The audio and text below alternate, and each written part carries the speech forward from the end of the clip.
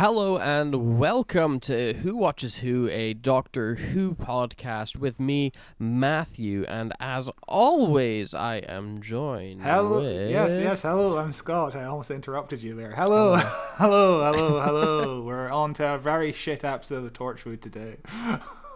We are covering End of Days, the end of Series 1 of Torchwood, or is it the end of Series 2 of Ncuti Gatwa's Doctor Who? Who's to say, really? Who's to say?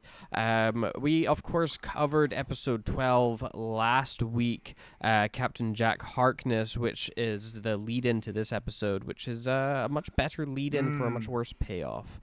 This episode is not anywhere near the quality of the last episode, and the last episode wasn't even amazing. No, it was good. It was solid. You know? The last episode was very solid. This episode was, of course, directed by Ashley Way, who was the director of last week's episode, and written by our favorite guy, Chris Chibnall. Which, Hell yeah! yeah, I think you can kind of tell. I've missed the old Chibs. And his strange writing. I don't think this is far from his worst script. It's just kind of forgettable. There's a lot of it's the classic Chibnall. There's a lot of ideas. Yeah. There's certainly a lot of ideas in this. It's a very muddled episode with nuggets of great ideas in here which don't get explored in the slightest, which is a huge shame. Yeah. Yeah. It was like every few scenes they tap into something where you're like, ooh, explore that, and then they just move on to the next thing, which I'm sure wouldn't become a recurring theme when Chibnall takes over the show. No way. But there isn't too much preamble really for this episode. I think we should just really dive into breaking it down and talking about the most important stuff, which is, of course, Reese's bare ass. Yes. Iconic scene. It makes me laugh every single time. It's great. Yeah, because we get a little bit of a recap from last week. We get the classic intro of in the 21st century is where everything changes, whatever that means. And then we open to Gwen and Reese in bed, the happiest that they've ever been. Yeah. In this show since the start, which is nice that they're mending their relationship. Because it's mostly Gwen that's been ruining it. I don't think Reese has sleeping with Owen, which gets mentioned twice in this episode, very awkwardly by Captain Jack. I don't know why he brings it up both times, but okay. Just trying to hurt their feelings. But yeah, last week we spoke about how big of a moment it was to see, for me as a kid, to see a gay romance on television for the first time. I think this might be the first ass I saw on television. So that's another watershed moment that Torchwood brought me. Wow. Well done. I'm glad that this was your exposure. I don't know what the first ass I saw on television was. It wasn't this, because I only saw this ass today. It's my first time seeing this ass. That's your first ass in general. But he does a little slap of his bum as he goes to leave, and then we get this weird Austin Powers-esque joke throughout this opening scene where Reese is just naked the entire time. Yeah, he's naked in the background with a mug conveniently covering his Reese Jr.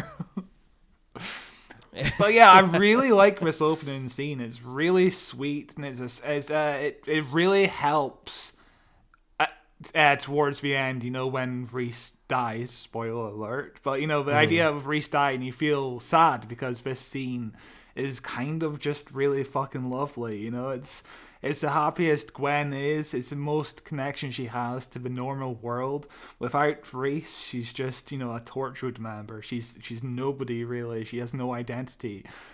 And I think it's better foreshadowing. It's not foreshadowing to his death, but it's better to do a scene like this where you're showing the happy moment before the rug gets pulled from underneath than if they did a whole, maybe him waking up, proposing to her, or saying, or Gwen rolling over being like, if you died I'd be so sad. Like any other screenwriter would have foreshadowed that moment very heavily when you're doing a season 2 rewatch of Doctor I was Who just at the about to moment. say, yeah. And at the end of Fear Yeah. Her, you can speak on this because you watched it recently. Yeah, it's throughout all of season 2, really. Like at the end of most episodes of season 2, they're like, "Gaw, Rose, we're gonna be together forever."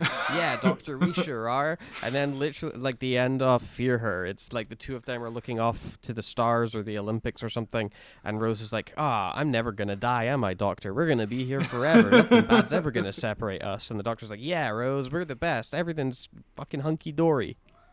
And it's the most blatant and then it like immediately cuts to the Yes. dramatic next time. But it is that I did a parody film when I was in college, and the opening of that film, Rogue Cop, I have Rogue Cop's partner, Good Cop, give a big monologue where he's like, "We're the best cop ever, and we're never gonna die, and like we're gonna take," and then he immediately gets shot like in the same scene. It is such a trope. Yes. It's absolutely ridiculous, and yeah, I think they handle it really well in this episode because I didn't really think about like, oh my god, maybe Reese is gonna die in this. I was just like, oh look, there's his bum, ha ha ha. It's a really great scene to just show the romance in under a minute. You know, like you've never seen Gwen so happy. She like Eve Miles here gives a great performance. Her laugh feels so genuine. You know what I mean? It's just like the perfect kind of level of happiness. But of course, that happiness gets ruined the second her mobile phone rings, and it's Jack on the other end, and her smile fades. Because he's like, dude, check out the TV, any channel, it doesn't matter what channel. Because, of course, the consequences of Owen opening the rift last week is evident. There's Roman soldiers running around London. There's UFOs at the Taj Mahal. UFOs at the Taj Mahal, which is an interesting one. You sent me an image of the Taj Mahal having a really rough week in Doctor Who. Because in Army of Ghosts, of course, all the ghosts, which turn out to be Cybermen, spoilers, are at the Taj Mahal, just hanging out, I guess. Yeah, and it led me like, what was with the Taj Mahal? I don't know. In the early 2000s, I feel like it was in everything. I feel like any kids movie, any sort of TV show where they're going to a foreign land, the Taj Mahal gets shown off. Like it's just like I remember growing up being like, God, the Taj Mahal is one of the most beautiful buildings ever, because that was this like weird Taj Mahal propaganda they were feeding us. And why did it stop? Why do I not hear about the Taj Mahal anymore? Did something happen to it? But of course, on the TV, we also hear that religious groups are saying it's vindication of their teachings, and it's Judgment Day is finally here. It's the end of days, which I feel like is a bit of an overreach in this episode. Like a bunch of people dressed up as Romans walking around the streets. Wouldn't that be you know what I mean? It's not that big of a deal. I feel like it's the first of many interesting ideas that go nowhere, because I think the whole idea of like all these aliens and people through time are falling into the same spot. Like you could get some religious nuts being like, this is the end times, this is Armageddon, you know, like this is what we predicted. And then that's a whole episode in itself. You're dealing with a doomsday cult taking over and abducting people as all of this other stuff is going on around you. But it's mentioned here at the start and never again. It doesn't go anywhere. It kind of carries on throughout the episode because everybody is kind of panicking about it being the end of days, including all the Torchwood members, which doesn't make sense in my mind because a bunch of UFOs in the sky and a bunch of Roman soldiers in London is all we know at this point of the episode, and that's not enough for it to be the end of days. You know what I mean? Like this is a regular occurrence I feel like this for is Torchwood. Regular, Why is everybody suddenly panicking? like maybe if you up the stakes by having maybe cracks appearing on the earth, like swollen buildings or cities, like maybe that could be more end of times, but there's really nothing to make it that much of a threat for us, the audience, at this point. Yeah, I agree. We also get a little shot when the end times things happen. We like use that to transition to Yanto quoting scripture. And we get a lovely little shot of David Tennant's hand. Yep. Because his hand is all over Doctor Who. His prints are everywhere. Literally. Chekhov's hand, of course, in this episode. Yanto has a very dramatic Bible reading in this episode, of course, which is He has to mention the villain of the episode. What's his name? Abaddon? Something like that. Abaddon, I believe. Yeah. I don't care. Like, of course, him reading... of course, the religious nuts just happen to be right about the villain at the end of the episode, even though it's not connected to what's happening at this point of the episode. Like, you know what I mean? Yeah. Like, UFOs and Roman soldiers aren't connected to any religion, but the fucking Billis wanting the rift being open to release the villain at the end of the episode is kind of connected to, like, biblical stuff. But, like, there's no connection at this point of the episode. It's really awkwardly shoved in. Yeah, I feel like maybe you could get, like, if you did more, like, on-the-nose religious iconography, you know, like your horsemen or, you know, like, as you said, like, cities burning and, like, the earth swallowing up things. You know, like, prehistoric shit happens, some volcanoes go off or something, you know, like, the asteroid that killed the fucking dinosaurs is on its way back. You know, like, you could implement more of those, like, quote-unquote acts of God to lean into that religious aspect of it. And yeah, that is kind of extended the budget, but you don't need too much CGI for that. You just say on the news, oh, there's an asteroid coming to Earth. Oh dear. Yeah. Like, you don't need too much of a budget. There's suddenly an asteroid, on its way back, you know, on top of all this other shit happening. And then that just further implants that this is the end times, literally, because there's an asteroid coming to kill us on top of everything else, you know. But of course, Captain Jack gives a great big exposition dump that cracks in time is tracing them back to the rift. And of course, it's all Owen's fault from last week, which Owen seems rather surprised by. He's like, what, me? I did this? Like... Of course you fucking did. Like, why are you Everyone acting so said surprised? This is why Yanto shot you, and why in this scene you're holding your arm, and then never again in the rest of the episode. But yeah, he caused this, doesn't want to take any sort of credit, I guess, for doing it. The cracks in time, obviously, it would be amiss to mention Matt Smith. Cracks in time, huge part of his storyline. Unrelated to this entirely, this is some different cracks in time that happened. Classic time, it's always cracking. Every other day, there's a new little crack in time. Nothing to worry about. I'm pretty sure as well because I'm watching season 2 of Doctor Who right now. In the first episode where they go to the Cyberman parallel universe, they end up going there because the TARDIS falls through a crack in time. Yeah.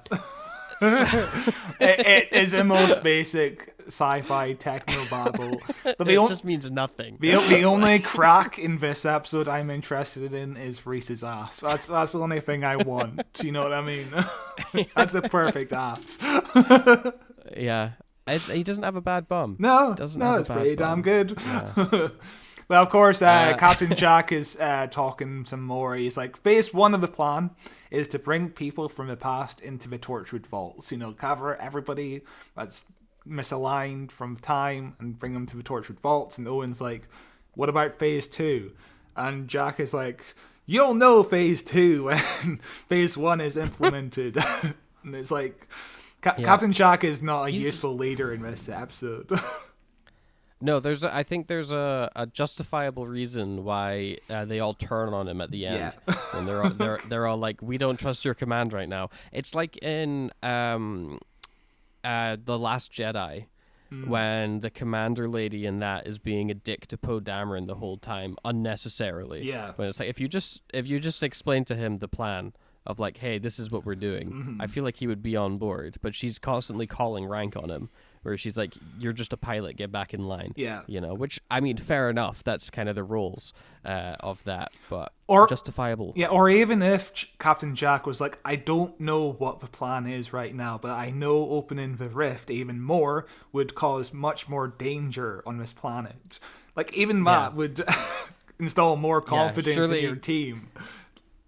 If you're Captain Jack, you're like, opening the rift is what allowed all these guys to come through. So why would opening the rift again be the solution? Like let's like everyone at let's the try end other things first. It's ridiculous. You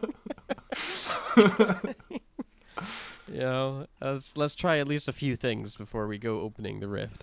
But at this point, Tosh and Owen leave the room, and Gwen starts berating Jack for calling out Owen on his actions publicly, which is where so Gwen says, all your staff have feelings, Jack, even Owen. And this is where Jack's belittlement of Gwen starts when he says, well, you would know about Owen's feelings. Yes. Which is uncalled for. Banging. Which is like this is the guy who has naked hide and seek in the office in a season's time. Yeah, but he's not in a committed relationship, you know. But it does feel like Captain Jack's just been kind of like holding on to that card until he wants to use it. You know, it's like this, I've got dirt on you, and I'm gonna use it when it most benefits me, versus just calling them out when he finds out about it. But of course, Jack and Gwen get a phone call from PC Andy, and this is where we get a Roman who is being captured by PC Andy, and he's in a jail cell, and the scene kind of goes nowhere. It's not too interesting. It doesn't really go anywhere. Has PC Andy always had frosted tips? I cannot, for the life of me, remember. I don't remember. But he's never looked more like he's in 2007, 2006 than he does in this scene here, because his hair is just diabolically bad. It's awful, you know? As is a lot of the fashion in this episode. Holy crap, there's some real 2000s outfits in this, which was a joy to look at. But yeah, God damn, imagine that's just how you dress normally. Fucking hell. Especially like Owen. I feel Owen's dressed really bad in this episode. Oh yeah, you forget how far away the mid 2000s were. You know what I mean? It's like 20 years ago now. Jesus, it's like you don't think about things changing that much. Yeah, I know. The change happens slow and subtly. Yeah. But of course, this is Andy's great return. He was only supposed to be in episodes 1 and 2 of Torchwood, but they liked his performance so much, Tom Price's performance, that they brought him back throughout all the seasons, and he is a really fun, like, little comic relief character. He is a lot of fun. And of course, Big Finish also really fucking love him. He becomes a companion to the 8th Doctor, which is fascinating to me. Crazy. Yeah, that's crazy. But yeah, I like him as a character. I think he does, bringing him back as well is always a really interesting sort of contrast to show how far Gwen has changed.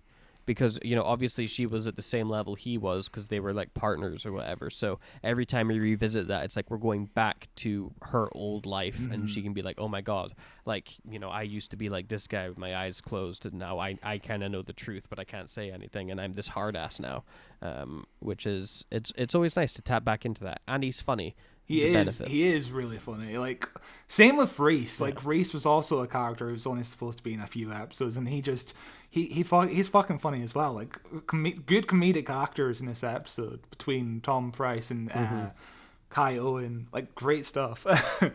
But of course, Jack gets into the cell with the Roman soldier, and Andy asks Gwen if she thinks it's the end of the world.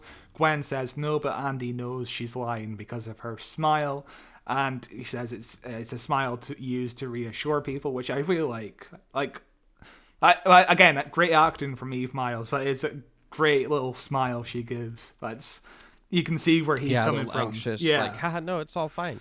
Yeah, it's good. I do think we were talking last week about the performances being a bit iffy at best. I do think that they are better this week. There is definitely still some who are better than others. There's I don't know if I buy into the anger that's shown in a lot of this episode. No. Like it feels like, I don't know, kind of cheesy, because like whenever anyone's shouting, they're always like, I got my voice deep because I'm mad and I'm talking like Batman now, and it comes off as cringy and silly and goofy. Part of it, but I think part of it is that the motivation isn't quite there for them to be angry. Yeah. It just makes them come across as emotionally unstable rather than genuinely angry. Yeah. It's a real like Homer Simpson like escalation to 100. Yeah. But anyway, after that scene, which is very, very good, we get into what I thought was going to be a really large plot point in this episode, especially from the next time teaser from last week and watching. I thought this was such a compelling plot point, which is all these people are falling through time, and they're bringing their diseases with them. You know, like if we were to travel back, you and I and our dearest listener here that's listening. Hello, we're traveling through time. We're going back to like the 1700s. Oh my God, someone's coughed on us. We're fucked because we do not have the immune system to protect ourselves from 1700 germs. At the same time, we're also going to kill everybody in the 1700s with like COVID. You know, we're going to be bringing that to them. And ruining it there. It's an aspect of time travel that I think is never explored. I can't think of a single like actual time travel thing where this is like a key component. Well, there is a Doctor Who episode that explores this concept. It's called The Ark, and it's from 1965, I believe. Oh, sorry, 1966, and it's a William Hartnell episode where they go into the very far future where the last of humanity is in like an ark in space, based on the name. The Ark. Yeah. But one of the companions has the common cold, and she brings aboard the common cold onto this ark that is full of people who come from a society where the common cold is no longer a thing. So they have to there's an entire episode where the Doctor is basically coming up with a cure for the common cold because it's going to wipe out this ark, which is really fascinating. It's not the best episode, but it is a good concept. It's not, again, as you said, it's not explored very often. Yeah, it's like touched on lightly. Like I'm sure in some David Tennant episodes, I'm trying to think, when they travel to the far future and they go to the cat hospital. You know, like I'm sure that they've talked about like, you know, curing diseases and fixing you up and how there's no illness and stuff anymore. But it's something that's like never really touched on, which, you know, fair enough, because otherwise it would be dominating every single fucking episode of a time travel show. It's like, oh no, we're sick again. But yeah, in this Torchwood episode, it would make more sense for them to explore this idea more because it is a direct consequence of Owen's action from the last episode. Instead, Owen just gets kicked out of the team and spends most of the episode off camera. I mean, when he comes back, he doesn't have too much to offer to the episode. It's really weird. Yeah, like it is really weird. It would also like if it would lean into the end of the world stuff again. Everybody in the world's getting sick. Yeah. There's a pandemic taking over. You know, it's a pandemic of every disease in history. Like that's literally like the biggest possible fucking like life destroying thing, and also the asteroid's still on the way. You know, like this is definitely the end times. But yeah, Owen is examining these patients, and he's like, have their clothes and sheets destroyed immediately. You know, he's touching these patients, looking at their arms and shit. And then the two of them, Tosh and Owen, walk out of the room, immediately remove their helmets without any kind of cleansing process to get rid of any potential. And everyone else still has their helmets on. Yeah. All the extras around them have helmets on. It's not like they're in the clear zone. They're still in the infection zone. You know, a door can stop the Black Plague. That's what we find out here. A door and a sheet. Yeah. But of course, this is where Tosh sees the ghost of her mum, who has red felt tip pen on her forehead. Yeah, so this was a weird part of this episode that also never really goes anywhere. No. Everybody starts seeing the ghosts of their past. You know, like Tosh sees her mum. Owen sees the pilot lady he's desperately in love with again for these two episodes. I don't remember who Gwen sees. Does Gwen see Well, anything? I guess Gwen's motivational factor... Well, Gwen technically sees the ghost of Billis. But also her motivational factor of grief is, of course, Reese. Which I feel like should have been the only grief aspect to this episode, because there is no point for Toshiko's mum to show up. There is no point for Cyberwoman to show up. It's ridiculous. Yeah, Cyberwoman comes back. Hell yeah. Unfortunately, not in her Cyberwoman garb. She's just a regular human person. I was about to say I can't goon to this episode, but I can goon to Reese's ass. Yeah, there's Reese's ass. Yeah. But I laughed when the Cyberwoman came back. I was like, Jesus Christ, because it's also they treat the episode so seriously in the flashback. When Yanto's like, oh my god, it's my girlfriend, the Cyberwoman. I'm like, that's like the goofiest episode ever, and you're like cutting back to it like it was like this compelling, dramatic, like character changing story. It's like she gets eaten by a pterodactyl. She does, yes, I forgot about that. Well, weird show. So dumb. It's incredible. But yeah, the whole Tosh stuff doesn't go anywhere at all. Like so many of the plot points in this. The next scene is back to the police station, and Gwen asks Jack if opening the rift would solve the issue, and Jack is like, "We can never open we're back to the fucking same conflict of last week's episode." Yeah. But everyone's involved now. It's like just Captain Jack constantly saying over and over again, "We cannot open the rift." Like, I don't understand why any character at this point would suggest even reopening the rift. It makes no fucking sense. It's I don't know, some like it's so dumb. Like, because even the main villain guy, like his idea is to get the rift to open. But the dude can fucking teleport and travel in time. Just fucking teleport to when Torchwood's closed. Yeah, no, but and I guess you need everybody's eye scan, isn't it, to open the rift? But like, he can teleport in front of her. He can teleport directly in front of each Torchwood member, take a photo of her eyes, and then use the machine. But how did Owen open the rift last Different week logic without everybody's for some eye reason. consent? Different machine for some reason.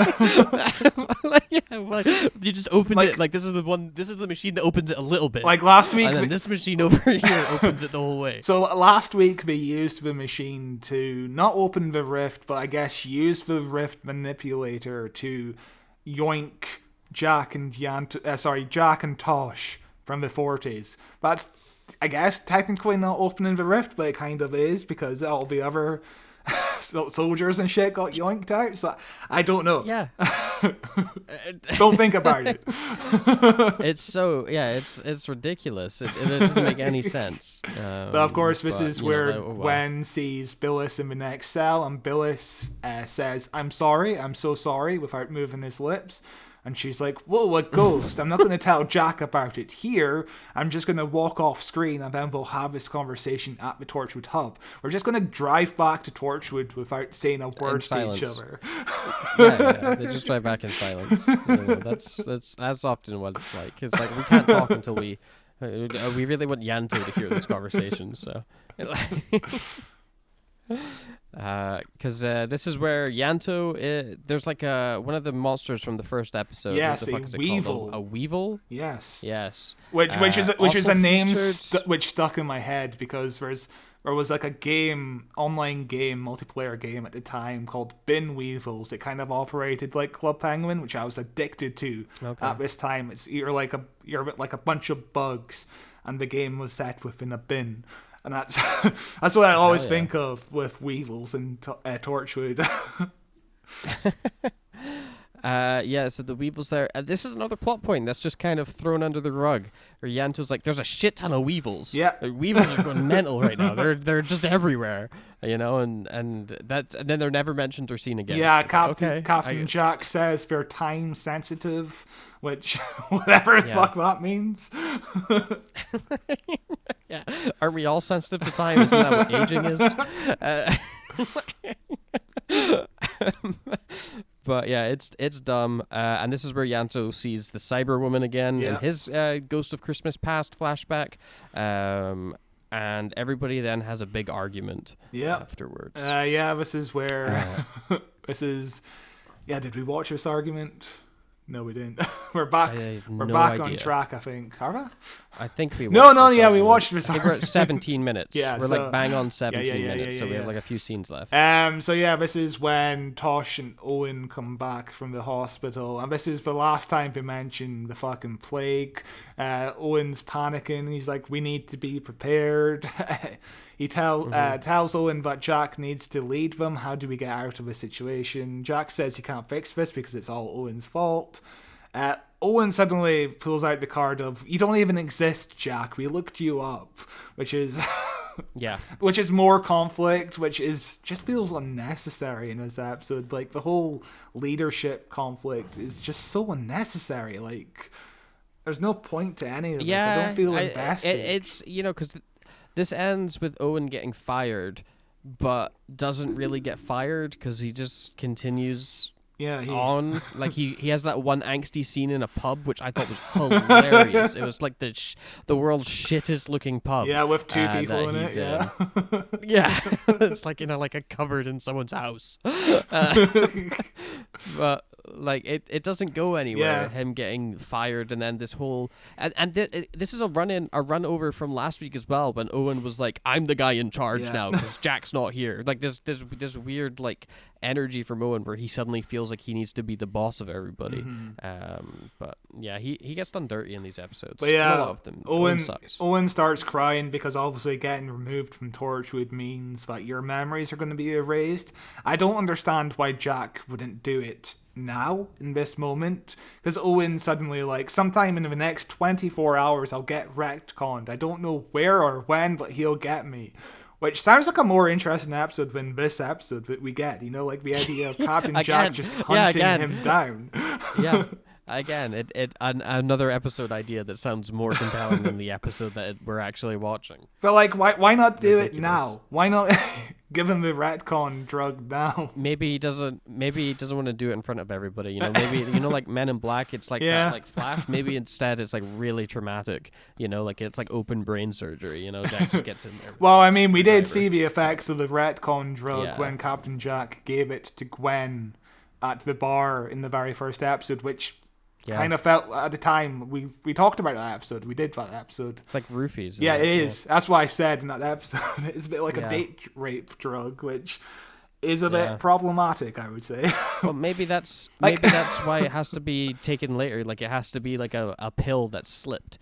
But like that pill causes somebody to become unconscious, and Captain Jack sends Gwen home, driving her car to get home with a drug in her system that will cause her to become unconscious. But if she dies in a car crash, she also won't remember, will she? So it's a win-win. But yeah, Owen leaves the room and he kind of just stands in the corridor for a bit, looking all angsty. There's like a 30-second sequence of him just posing in the corridor. Takes absolutely forever for him to leave. So our episode continues with Captain Jack and Gwen going to a Stitch in Time, everyone's favorite clock shop.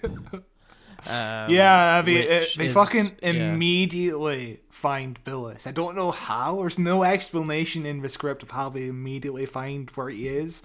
It's just like, let's go outside and find him the most conveniently named shop. A Stitch in Time. They were like, well, this place is bound to have some sort of time traveler guy in it. It's too obvious. So what's interesting about this scene is apparently people kept on trying to enter the shop because suddenly people just took an interest in like antiques. And also this scene was the first scene to be filmed the day after Torchwood had premiered on BBC Three, so they were filming Torchwood as a known entity at this point. Like people would be able to notice them if they had tuned in to BBC Three on that Sunday night, which was a pretty big premiere. It was like 2 million people or something. That's nothing to sneeze at. No, those are good numbers. Inside the shop, Billis explains to us who he is. Yep. He's just like, this is who I am, by the way. I'm the bad guy of the episode. I can travel through time at will, and I thought it was a blessing, but it turns out it's a curse. Yeah, he says he gives us a real like whole arc that he's been on already. Yeah, it's just to compare him to Captain Jack, really. Also a man who's out of his time, and also initially saw immortality as a blessing, but then as a curse. But I don't understand why being a time traveler means that Billis considers it a curse. He says, "I can see the whole of history, but don't belong anywhere in it." But if you stay in one time period for long enough, you would eventually belong in that period. Yeah, it doesn't make sense. It's as on paper. It's like he's not like traveling. If he wasn't traveling through will, like if it was just like I keep blinking out of time at random intervals, I can't control it. Like that's a curse. That's like you don't exist in time. But he chooses when to travel in time. So like he could just choose to not.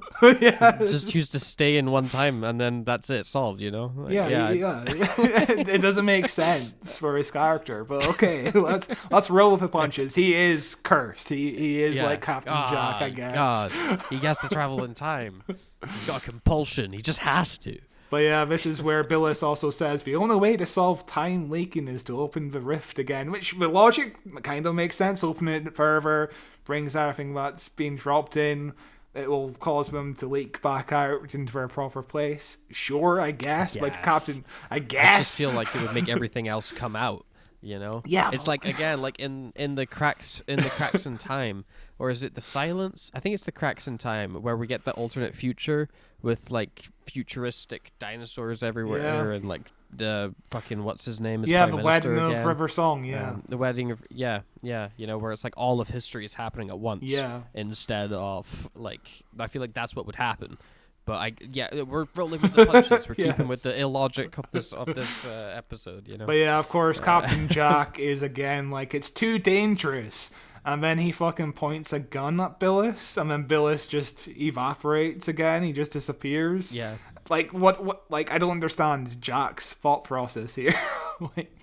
Of course, he's just gonna disappear the moment you point a gun at him. Like he could have just been like, "Okay, come back to the hub, and we'll help you. We'll figure out and then pull the knives." You know what I mean? Like take him back to the hub. Do something to trick him into trying to. I don't know. I don't get it either. I do like, however, when they blink out of time, and we see this effect a couple times throughout. It's a very simple jump cut to they're not there anymore, and there's not even like a sound effect. But it would be so tempting to do like a boop or a bloop, but it's just he's just not there anymore. He's stopped existing in that time, and it's just this blip out of existence, which I think is fun. It's kind of terrifying if you were to see that happen in real life. Just something just vanishes. With no fanfare around it. The TARDIS is always this big like whoa, like this huge machine. warbling sound. So so having something that just stops is very interesting. But of course, Billis vanishes. Jack leaves the building, and he just leaves Gwen in the room so that she can then have a conversation with Billis about, like, she falls for Billis's trap here. She willingly holds Billis's hands for some reason, and then she sees a vision of Reese murdered in his living room, which is it I don't know. It feels like the most obvious villain ploy ever. And she just immediately he's not falls even like for subtle it. with it. He's like, oh, I've seen the future. You don't want to know. It's really bad. You don't want to know it. Yeah, I could show you, but you don't want to know it. You don't want to. When she sees it, she's like, oh my god, I didn't want to know that. And he's like, oh, I'm sorry. It's very, very silly. People are very willing to believe the villain in this episode all of a sudden for some reason. I don't understand why. Last episode they figured out it was a trap. Yanto figured it out. It was a trap. The whole Billis called for Torchwood to explain the mysterious ghostly music. Yanto figured that out. I mean, all of a sudden in this episode, everybody's like, yeah, let's just trust the villain. We'll open up the rift. There's nothing that can go wrong. Nothing bad. What does Donald Trump say? What's his? It can only nothing bad can happen. It can only good happen.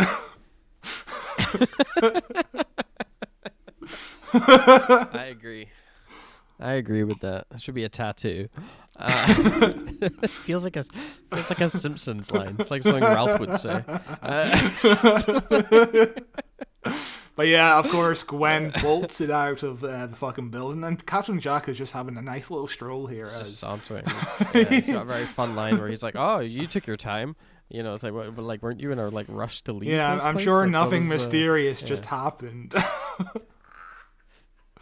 Yeah, it's bizarre. But yeah, Gwen immediately runs yeah. out of a building and goes home to tase Reese to knock him unconscious, so that Reese can be then brought into the fucking Torchwood hub. In between that scene, we have Owen in a very empty bar talking to his ghost girlfriend.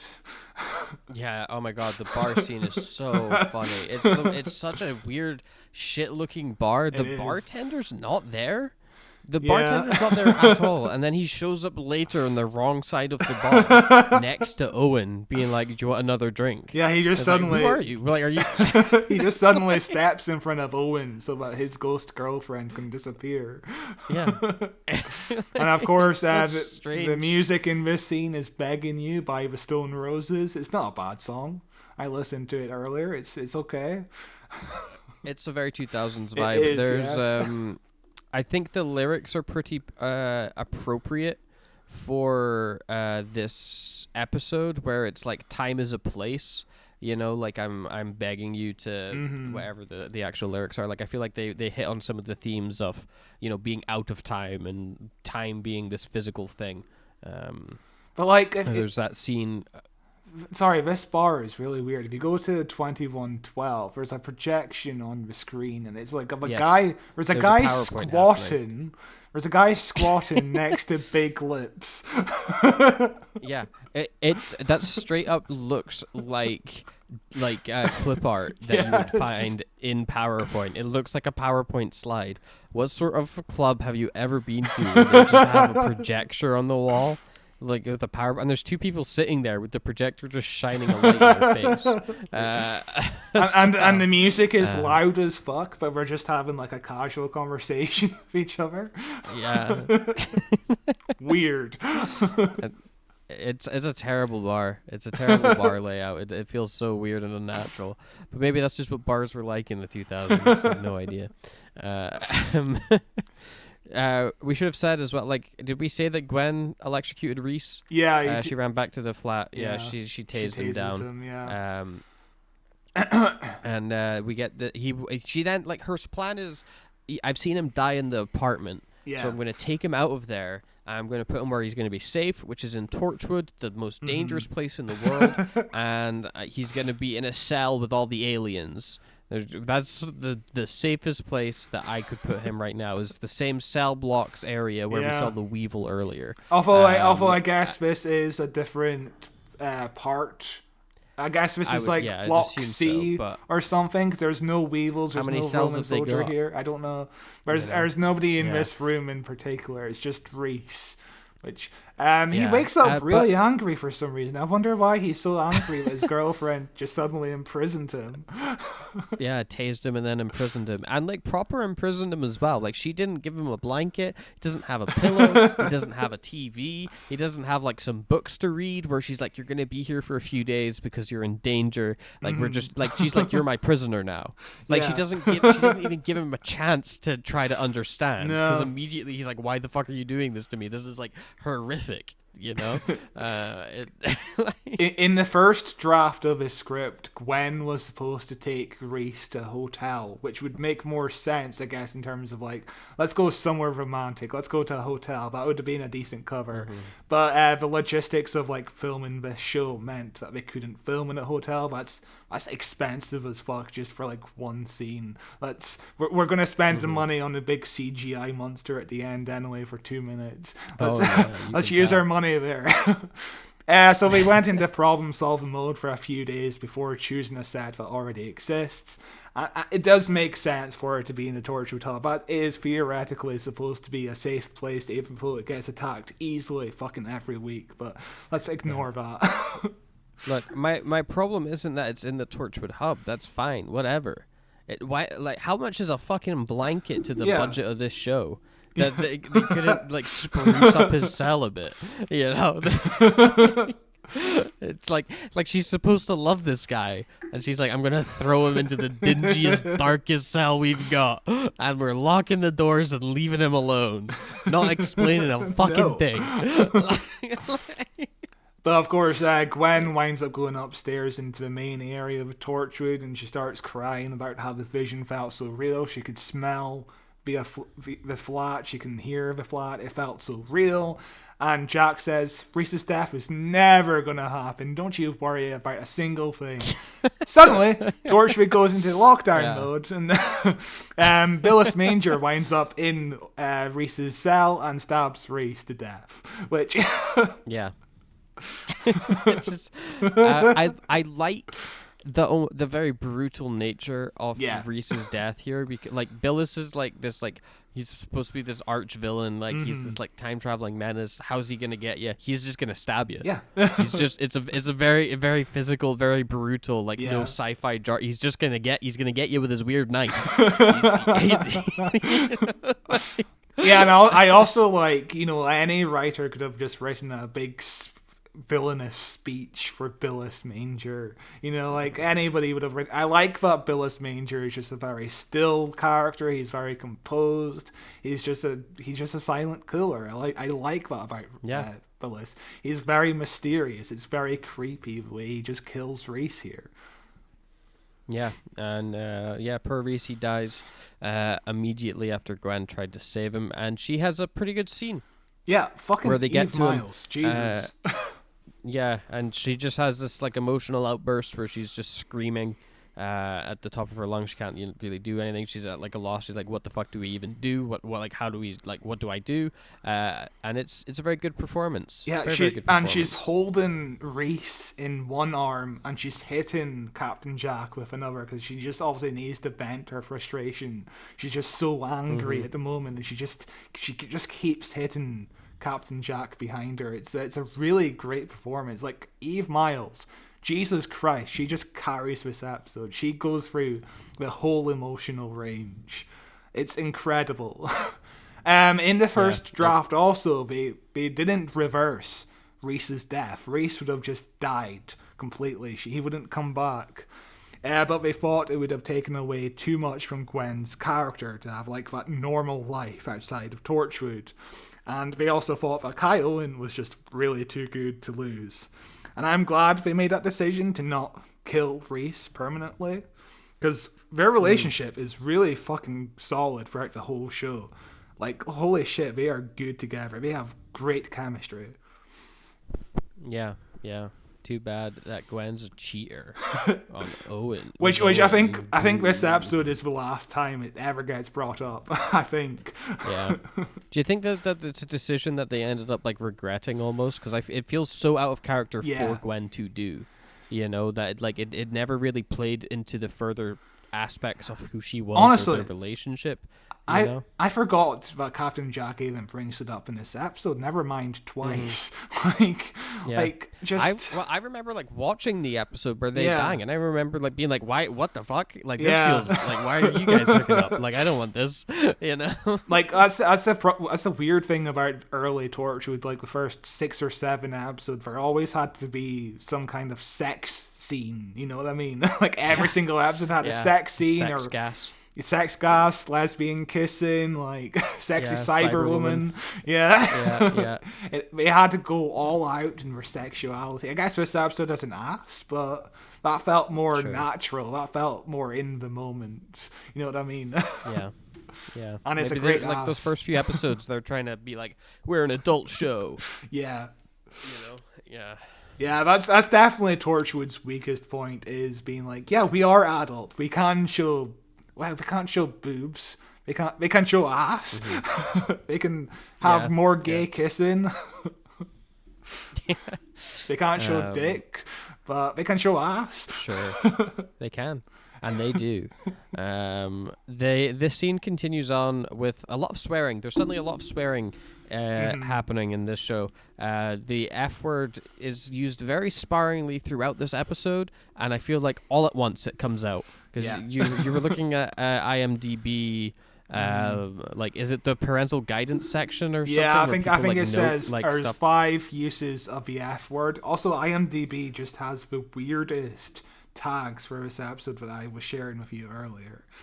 The tags are as follows: gay kiss, male kiss, male nudity, male rear nudity, bare-chested male, rear nudity, clothed female, naked man scene.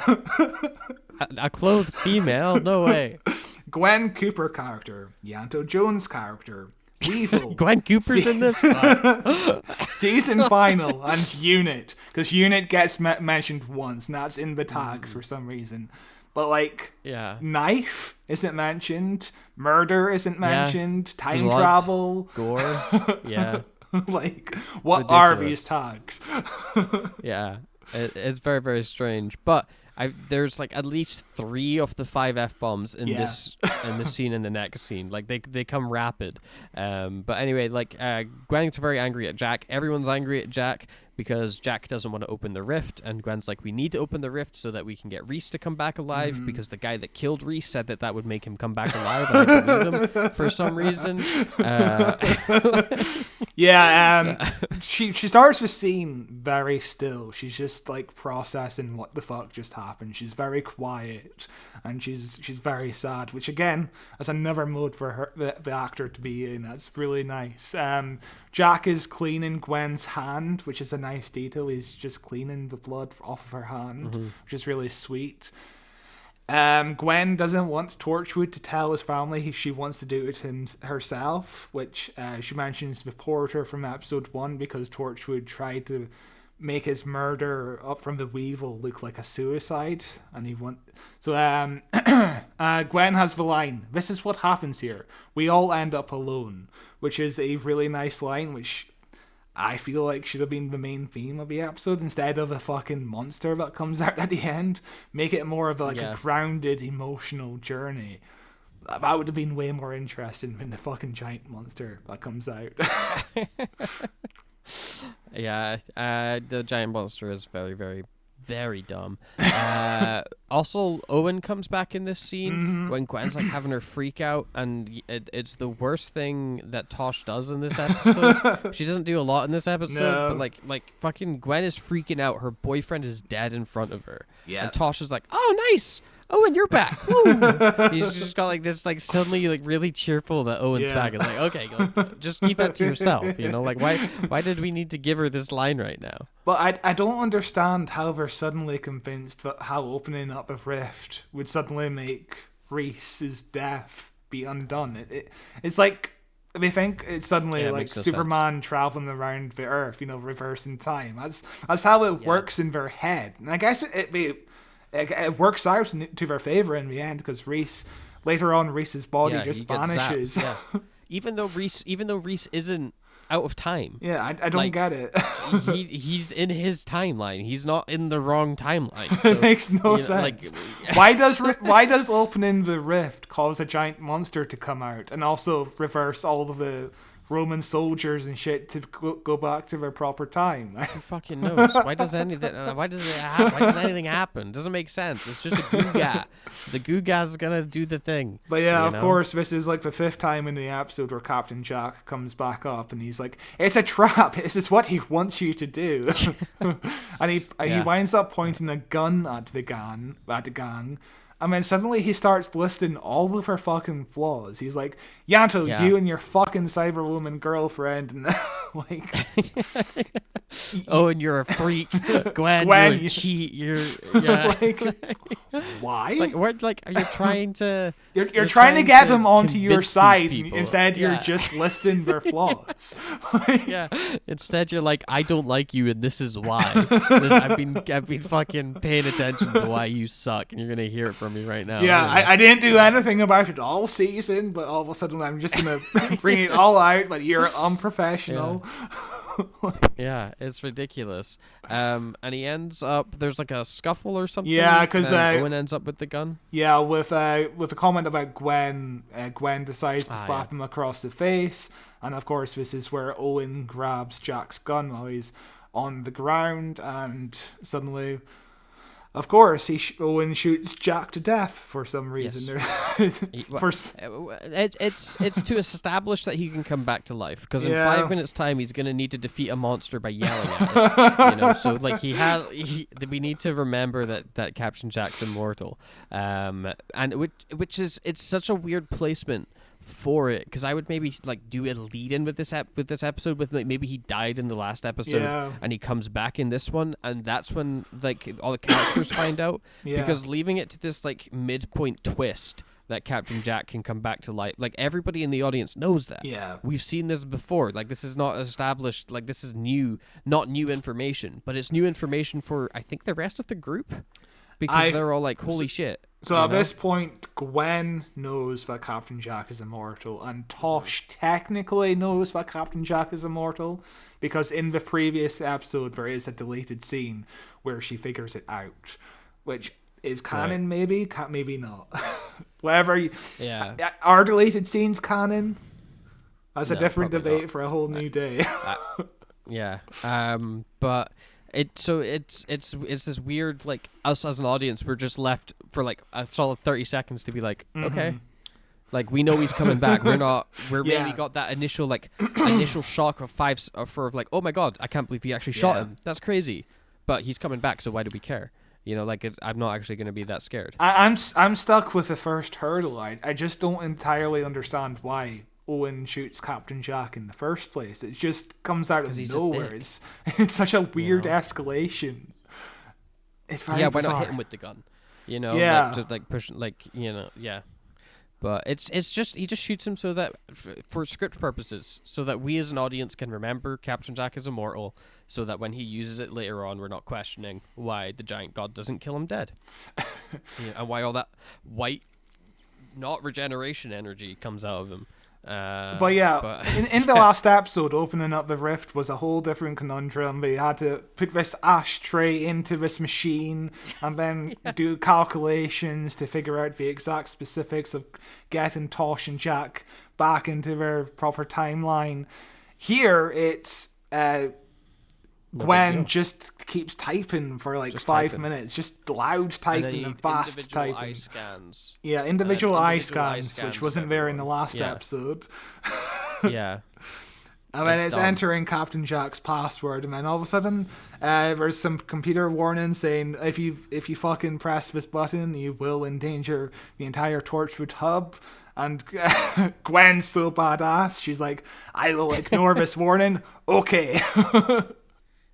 Yep. This is where the hub starts exploding. Reese's body vanishes. A Roman soldier vanishes. Jack suddenly wakes up, and they all get out of the Torchwood hub safely. And don't worry about the Torchwood hub, because it gets fixed immediately. It gets fixed within like 5 minutes. It's insane. So the episode continues with them all running down the street, where they just bump into Billis. Billis is just standing around. Just some random fucking street. He's just waiting for them to show up.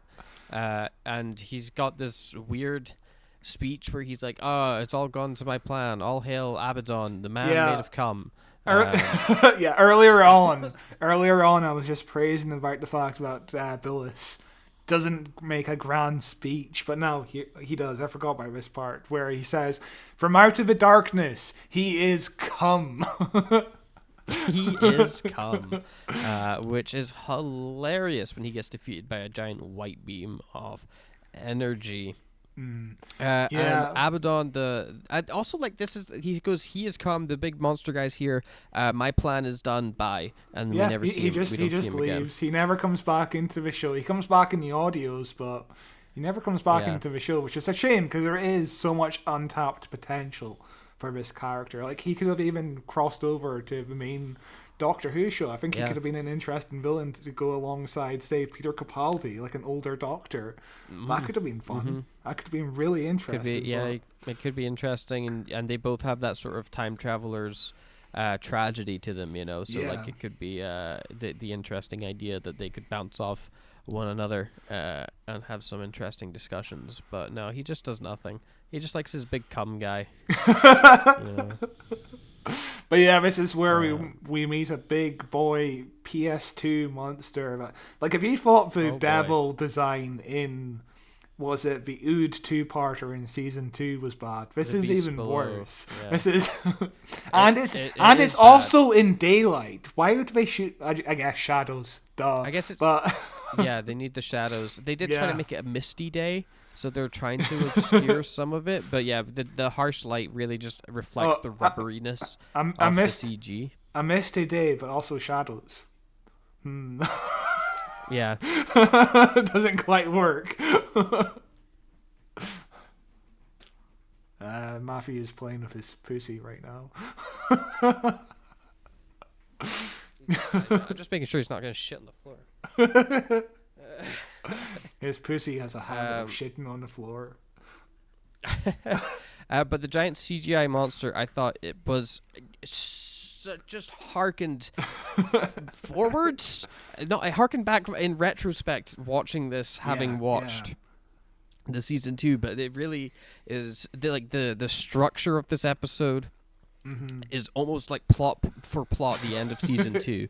You know, where it's you've got your time traveling villain with the Rani, you know, or with this guy Billis, whose ultimate plan is to break time, which is what they do in both of them, to resummon a giant god monster to eat the universe. Also, both of their plans and then ... profit. Yeah, and their plans are really fucking convoluted. Like, yeah, to get this whole plan into motion, you have to get Captain Jack and Toshiko into the past, so that then in the present, his teammates just happen to open up the rift, and then that didn't work out really. So then you have to spend this entire episode summoning up their ghosts, their ghosts of girlfriends' pasts, to bring up to convince them, to make everyone hate each other. Yeah, I presume he's part of the reason why the ghosts appear and convince. Like, maybe we didn't really talk about that, but it makes no sense. This makes no fucking sense. This whole episode is just so sloppy. It is really bad. But Captain Jack figures out immediately because this guy's everyone dies in the shadow of this monster, which is a kind of scary idea. Like, even touching the shadow of this beast, you're gonna die. Terrifying. We do get a pretty good sequence where they do hire like 30 to 40 extras, and we're all running around the street being devoured into the shadows of this monster, which is well shot. It's effective. It's fairly effective. But they defeat the villain within 3 minutes, which is an issue we have a lot with modern Doctor Who, with the whole Pantheon shit. This would be a retroactive Pantheon monster, I would presume. Oh yeah, it definitely would fit that. Definitely would fit that for sure. But Jack's like, immediately he sees it kill everybody. He's like, oh well, I can't die, so I guess I'll just go and be killed by it a bunch of times. And I don't understand really the logic behind it is like Abaddon can't kill it, so I guess it's just like a feedback loop is what gets created, you know, of like ultimate death versus ultimate life. You know, it like cancels itself out. I just had the thought, it's kind of like the barbershop episode we got last season, where, you know, the barber is a storyteller and he feeds on stories, and at the end of the episode he captures the Doctor and he's like, I'm going to feed on all of your stories, but oh my god, there's too many stories for me to feed on. This is overwhelming. It's this fucking same idea. It's dumb, and he defeats the monster, and he dies again. But like, why do we believe that Jack is dead at this point? Because we know he can't die. Even they tried to tease it out even more by having Owen be like, well, he is dead. You know, and it's like, I just don't believe you. You know? And the scene where he's fighting the shadow is fucking ridiculous, because the fact the shadow looks so fake, because obviously it's a CGI shadow. And you can see past the effect. It's just John Barrowman in a field on his knees going, arg, arg, and there's a lightning bolt coming out of his chest. There's just nothing. He's just screaming and screaming at the top of his lungs. And credit to John Barrowman for managing to do that scene. It must have been exhausting to do, to Yes. scream that loud for that long. But it just looks so ridiculous on screen. It's so cheesy. It's so goofy. Like maybe I don't know, maybe have an effect where he's becoming like really frail. Like you can see the bones. He's becoming like a really frail old man. Yeah, like the literal life is getting taken out of him, But not just this weird white fucking ooze. But again, You know? this is the end of the series. They've already wasted all their money, and they still decided to fucking have a CGI monster on screen for like a solid minute. I Go would big or say. go home. Go big or go home. But yeah, the villain gets defeated within 3 minutes, which that's the most intimidating villain they ever face on Torchwood. That can immediately kill people. Like the 456 is intimidating, but that's a whole political drama. That's a whole different kind of threat to the Torchwood team. This is this is like the most dangerous monster in terms. This of is like, just it's pure death. Yeah. it's instant. Like you look at it, you die. You know, it's terrifying. It's absolutely like, oh my god, how do you stop this? It's a good thing we have the immortal guy on our team that can counter this. You know, but it's ridiculous. It's just terrifying. But yeah, as this a is concept, as an actual on-screen thing, goofy as fuck. But yeah, we fade to white. Jack falls to the ground. We fade to black. Jack is motionless on the ground. We fade to black. Jack is still motionless on the ground, and Gwen runs to him. We fade to black. Gwen is crying over Jack's body. We fade to black to a drone shot of a city. There's so many different like fades and cross fades in this episode. It's ridiculous. It's like Return of the King. The stretch of time. There's a long period of time where like time is passing and nothing's happening. But yeah, it is very funny the amount of crossfades and fades to black that there are. And this continues on when when Gwen is waiting for Jack to come back alive because they're about to put him in the freezer because they think he's dead, and Gwen's like, no, I just want to stay with him for a bit longer, and she stays with him, and she stays with him, she stays with him, she stays with him, and then as she's about to give up, she kisses him goodbye, and oh my god, he comes back alive. Would you believe it? There is a scene before this where she runs back home to Reese, and she's like, oh my god, you're still here. And Reese is like, but you were just over here a minute ago, and now you're like obviously he's completely disorientated about what's going on in this scene. And then Gwen is like, go to bed, go get some sleep, okay? It's the middle of the fucking day. You're telling your boyfriend to go to sleep for no reason. He's got no memories of anything that's happened to him up to this point. So he for was him, just it's cleaning the oven. Yeah, you're like, go to bed. You need to go sleep right now. I'm going to work. What the fuck? You rest. Yeah. Very, very funny. Captain Jack comes back, and everybody's excited, happy to see him. Captain Jack comes back specifically because Gwen is the only person to still believe in him. It's like fucking Tinkerbell coming back to life. I do believe in fairies. I do. Like, it's ridiculous. Yeah. But it's it's cheesy, it's whatever. He comes back. Tosh says hi to him. She's like, "Oh my god, you're back." I really liked Yanto going in for a handshake, and then getting a hug and a kiss. I thought that was very, very cute. And he says he forgives Owen, and he's welcomed back into the team. And he breaks down sobbing as well, which is kind of cute. I like that. Isolated that scene where Jack forgives Owen. And Owen's mind is just completely blown. The fact that Jack is back, of course. I almost said Jack Black there. Jack Black bursts into the studio and says, "I am Steve." But yeah, of course, the fact that Jack is back, and also the fact that he forgives Owen, that's a big moment. That must be mind blowing.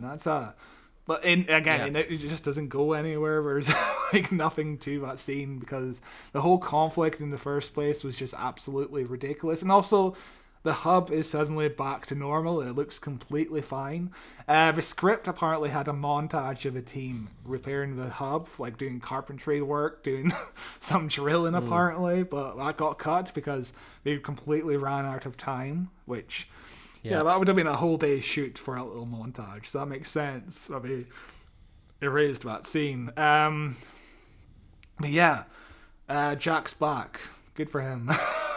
He is. And then everything's kind of back to normal. He notices the hand being a bit weird suddenly, and Gwen is like, "Hey, Jack, what did she even say to him?" She says such a weird question. She's like, "What would you have seen, or what would have made you want to open the rift?" Yeah, because And obviously he's everybody like, saw a doctor, ghost.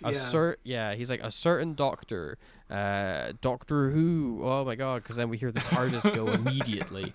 And it's why I said, like, where was the Doctor during any of this? I know. Like, this giant fucking destroying of life monster marching through Cardiff. But I guess does it all get undone when the monster dies?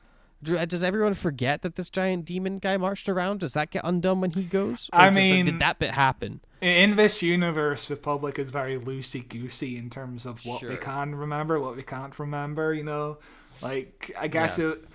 even in the beginning of the episode, the news report says some believe this is a hoax. So I think most people just think it's a hoax. So that does make sense, and that does maintain the continuity of the show. No, of course, nobody mentions anything. Nobody mentions the fact that for an entire summer, those kids were all repeating the same thing over and over again at the same time. Don't worry about it. But yeah, this is of course where the doctor's hand in the jar starts to bubble, the doctor's theme starts to kick in, we hear the TARDIS, and all of a sudden Jack just vanishes in thin air. Because when we get to Utopia, Captain Jack is immediately running towards the doctor with a bag on his back, and in the bag is the doctor's hand in the jar. So Captain Jack packed up the hand in the jar and got out of there in the span of like 20 seconds. That really heavy jar. Like, what? Look, man, you hear the TARDIS go, you move. You don't have time to sit around and be like, "Oh, this is so heavy." You just got to move. You just got to go. This is your one opportunity, you know. But yeah, Jack is gone. So Gwen's presumption is, "Oh my God, somebody took Jack." And they all get into their epic poses. It's like a poster pose. Yeah. Gwen even has a spotlight on her for some reason. I mean, that's the end of series 1 of Torchwood. Yeah, it's an alright ending. I think it's kind of a fun cliffhanger of, oh my god, what happened to Captain Jack, even if it doesn't really lead to anything, because we see immediately what happened to Captain Jack. He goes on to Doctor Who for a few episodes. But yeah, the Doctor Who cliffhanger is actually why we are doing these 2 episodes of Torchwood. I didn't want to spoil it last week, because I think it's a pretty fun little cliffhanger. Like, it's a little neat connection between the 2 shows, right? Like, as a kid watching this, I'm like, oh my god, it's the Doctor's TARDIS. Oh my god, we're going to see the Doctor. Cliffhanger. I'm so disappointed as a kid.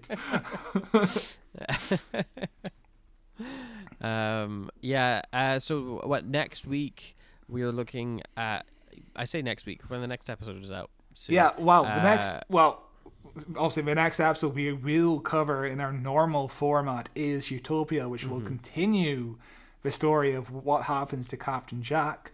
But before we get to Saxon's master plan, we have a different master plan to discuss, don't we? We are doing a commentary on the first 3 episodes of the Dalek master plan, because of course recently episodes 1 and 3 were just recently found, and it is being dropped on Easter today, last week, but it is being dropped on BBC iPlayer on the 3rd of April, which is 2 days away from us and last week for you. So that's confusing, timey-wimey stuff, but we will be doing a commentary on the first 3 episodes of the Dalek Master Plan, which I am looking forward to doing. Yeah. It's going to be a fun time. Yeah, I'm looking forward to that as well. But do you have any wrapping up thoughts on End of Days before we close out? Such a terrible episode. It's just so muddled, and it occasionally hits on a really good idea that could have lasted the entire episode, like the idea of maybe Owen trying to cure the Black Plague. That's interesting. That's going to be a fun episode. Oh, it's going to get ignored immediately after this. Okay. like this episode has so many good ideas floating around, and it just doesn't settle on one. Instead, it's a boring conflict that comes out of nowhere, and it's the same conflict from last week's episode that we also hated. So none of this works, in my opinion, apart from those brief little glimpses. The scenes from Eve Miles just grieving over Reese really work for me. I think that could have also been a really good focus in for the episode, but yeah, this episode is such a mess. It's such a weird script. Chibnall, what the fuck? Yeah, there's a lot of it. I said it at the start. This is a Chibnall episode to the T. There's a lot of really interesting ideas and concepts that never fully get explored or fully get fleshed out, and it's a lot of like, oh my god, you're onto something there. We've already moved on. You know, he touches on a lot of interesting stuff, but he never really explores anything too deep. And obviously this is an episode that really inspired Russell T Davies in his newest run of Doctor Who stuff as well, which is probably for the worst. I thought this was a fine episode. It's not the worst episode of Torchwood I've ever seen. It's not the worst episode of Doctor Who related things I've ever seen. It's completely mediocre. As a series finale, it's fine. It's in the lower end of most of the series finales in the Doctor Who universe, but it's far from the worst. It's far from the worst series final I've ever watched. You know, like it's I think a completely passable episode. There are some goofy, cheesy moments. There are some nice emotional moments. There's some dumb character beats. It's kind of what I expect from most Torchwood stuff. You know. Of course, I should mention the whole reason why we did this episode in the first place is because it links to the season 3 finale of Doctor Who, and also because we decided to do like a little mini season where we discuss the different season finals in each era, you know, like because we've been talking about how the last 5 season finals just really haven't they just worked keep getting in the worse. show. Yeah, they just keep getting they worse. just keep upping themselves. Yeah. So our idea was to look at season final in each era of the show, and I guess this actually counts as a season final. This is an average, a below average season final. It's not the worst thing ever. It's not as bad as the last like a C- 2 season finals we got in the show, in the main show. Maybe a D. But also it's not very good. But yeah, I'm looking forward to doing the Daleks Master Plan. I am looking forward to discovering redoing the season 3 finale of Utopia, The Last of the Time Lords, and The Sound of Drums, which is a season final that I have mixed thoughts on in terms of the 3 parts. I think each one gets worse, but I'm looking forward to going back in and rediscovering them.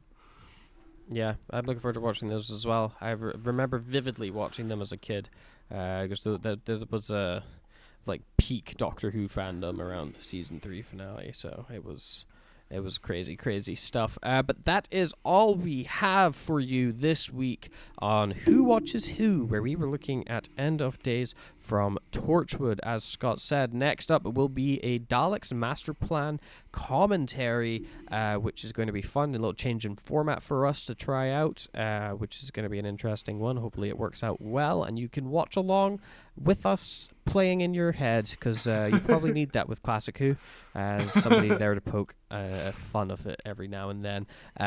But other than that, you can subscribe to us here at Who Watches Who Pod on YouTube, where you can watch us in lovely HD video format, or on Spotify, Who Watches Who, where we're also in lovely HD video format, or available in audio forms anywhere else you get podcasts. I don't really have many other things to plug, I don't think.